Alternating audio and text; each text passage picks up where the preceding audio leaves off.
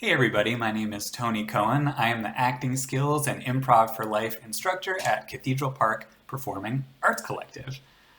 Today we are going to be talking about improv. What is improv?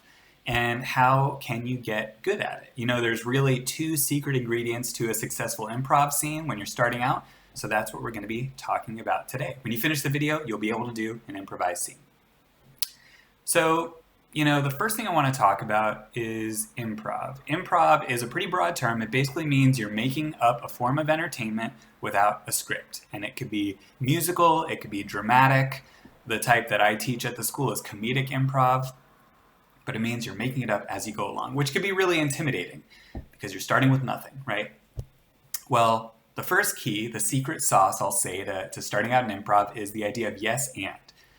It's really a collaborative effort. When you're doing something with a scene partner, you don't need to make everything up at once. You hear a line of dialogue, you agree with it, and then you add a little bit of information. So one piece at a time, you're sort of building this world together. You could think of it like you're building a big Lego tower. So a lot of you at this point are probably thinking, Tony, I'm quarantined by myself. How am I supposed to do a two-person improv scene? Well, you're actually not quarantined by yourself. You're actually quarantined with two of your best friends. Right here. Yes, you can do a two-person scene with your fingers. You could draw fun little faces like I've done, a happy and a sad face.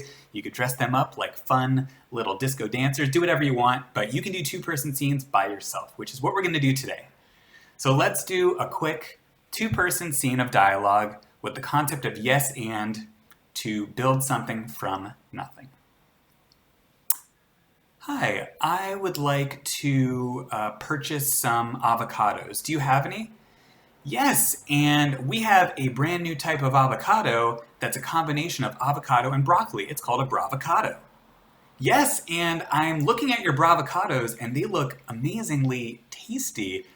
Is there some sort of recipes you could instruct me towards that use bravocados?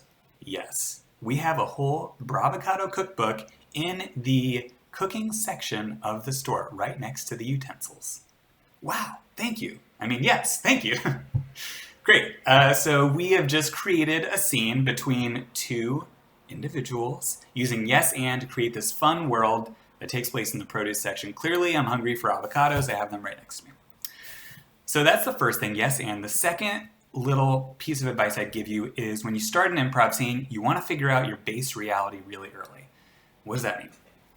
Base reality is a fancy way of saying the who, what, and where of your improvised scene. A lot of people, when they start out with improv, are intimidated, as I mentioned before, that you're starting out with nothing. A great way to ease some of that stress is clarity. Big time. Always super, super helpful to have clarity.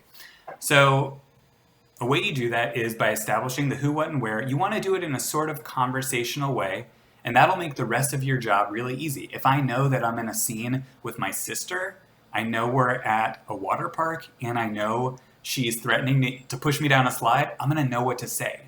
Like a lot of creative endeavors, having restrictions is really helpful. That's what base realities do. So we're going to do another two-person scene with our two stars of the day, the two fingers. And we're going to use the concept of base reality to figure out the who, what, and where pretty early on. Feel free to get inspiration, too, for your scenes around you. You could look around for a word of inspiration, like I have a piece of paper right next to me, and I see the word retreat. So that is going to be my word of inspiration. Captain, I don't think we should go on any longer. I could see the tanks headed right towards us.